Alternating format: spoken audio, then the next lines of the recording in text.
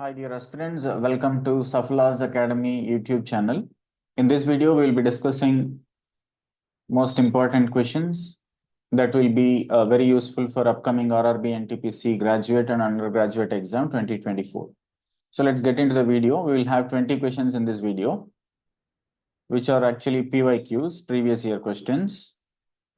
So question number 1, by which of the following act the first step taken by the British government to control and regulate the affairs of East India Company in India? Option A, Regulating Act 1773. Option B, Pitt's India Act 1784. Option C, Charter Act 1813. Option D, Charter Act 1793. You will be having 3 seconds to answer the question. And the correct answer is option A, Regulating Act 1773. Question number 2. In which of the following acts the provision was made for the establishment of Supreme Court at Calcutta? Option A, Regulating Act 1773. Option B, Pitt's India Act 1784. Option C, Charter Act 1813. Option D, Charter Act 1833. Try to guess the answer. And the correct answer is option A, Regulating Act 1773. Question number 3. The first definite step to provide parliamentary control over East India Company was taken by option A, Regulating Act 1773. Option B, Pitt's India Act 1784. Option C, Charter Act 1793. Option D, Charter Act 1833. Try to guess the right answer. And the correct answer is option A, Regulating Act 1773.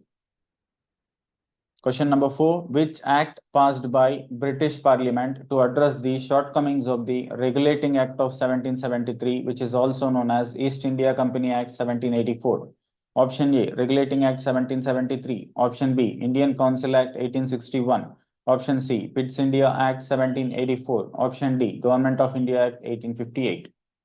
Try to guess the right answer. And the correct answer is option C, Pitt's India Act 1784. Question number 5.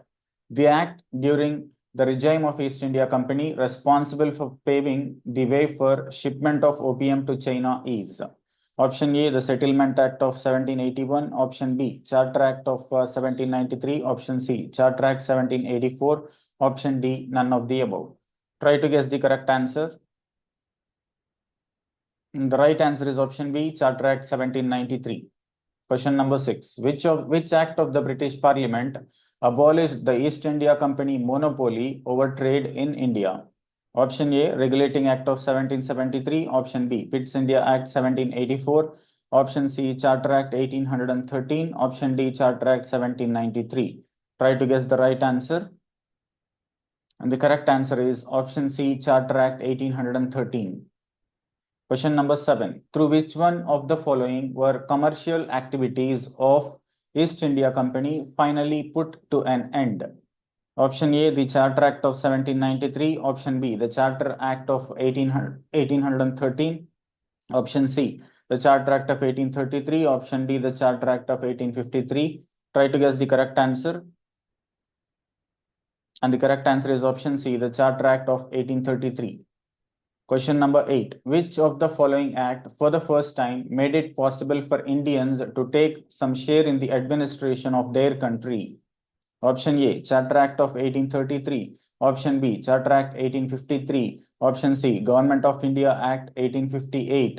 Option D, Indian Councils Act 1861. Try to guess the correct answer. And the right answer is option A, Charter Act of 1833. Question number 9. Which of the following act of British had separated legislative from executive?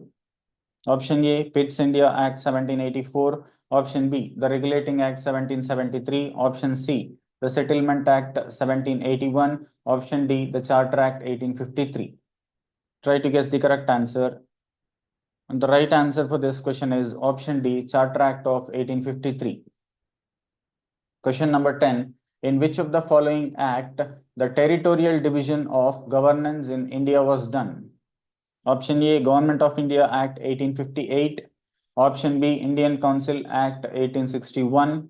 Option C, Indian Council Act 1892. Option D, Government of India Act 1861. Try to guess the correct answer. And the right answer is option A, Government of India Act 1858. Question number 11. The act that transferred the power from the British East India Company to the British Crown in India was option A, Government of India Act 1833, option B, Government of India Act 1947, option C, Government of India Act 1858, and option D, Government of India Act 1935. Try to guess the correct answer for this question. And the right answer is option C, Government of India Act 1858. Question number 12.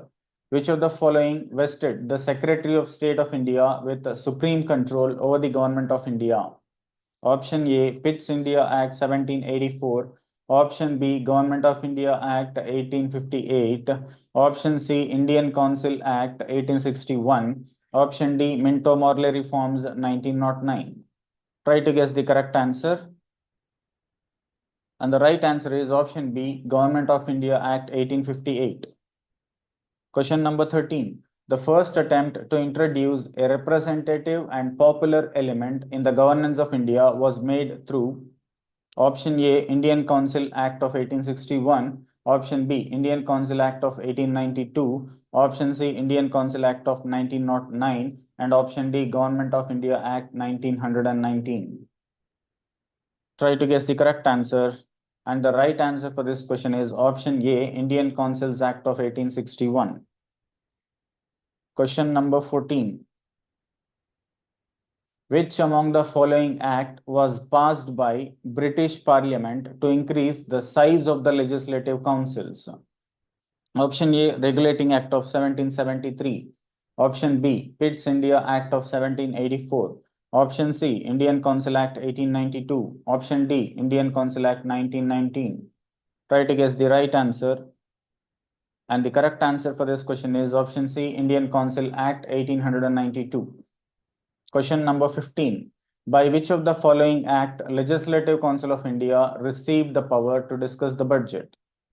Option A, Indian Council Act of 1861. Option B, Indian Council Act of 1892. Option C, Indian Council Act of 1909. And option D, Indian Council Act 1919. Try to guess the correct answer. And the right answer for this question is option B, Indian Council Act 1892. Question number 16. Which of the following acts provided for communal representation in British India? Option A, Indian Council Act 1892. Option B, Minto-Morley Reforms of 1909. Option C, Montague-Chelmsford Reforms of 1919. Option D, Government of India Act 1935. Try to guess the correct answer. And the correct answer for this question is option B, Minto-Morley Reforms of 1909. Question number 17. The Minto-Morley Reforms was declared in which of the following years? Option A, 1907, option B, 1909, option C, 1911, option D, 1919. Try to guess the right answer, and the correct answer is option B, 1909. Question number 18. Which of the following act introduced communal elections in India? Option A, Indian Council Act of 1861. Option B, Indian Council Act of 1892. Option C, Indian Council Act of 1909. And option D, Government of India Act 1935. Try to guess the correct answer. And the right answer for this question is option C, Indian Council Act of 1909. Question number 19. Which of the following act introduced separate electorate for Muslims? Option A, Act of 1892. Option B, Act of 1909. Option C, Reforms of 1919. Option D, Government of India Act 1935. Try to guess the right answer for this question. And the correct answer for this question is option B, Act of 1909. Question number 20. Which Government of India Act allowed some elected representation in the legislature for the first time? Option A, Government of India Act 1858. Option B, Government of India Act 1909. Option C, Government of India Act 1919. Option D, Government of India Act 1935. Try to guess the correct answer, and the right answer for this question is Government of India Act 1909. And if you want to be successful in the RRB NTPC exam 2024. We are offering RRB NTPC course at 1299 with 4 booklets of study material for separate all the subjects. And it will have 10,000 plus practice questions. And we will also be providing daily 70 questions for practice. Apart from that, we are also providing 30 questions as practice for daily, as in the form of a daily quiz where you will attempt the exam and you will find your score and rank among the participants who attempted the exam. If you want to join this course, please contact the below given numbers on the screen.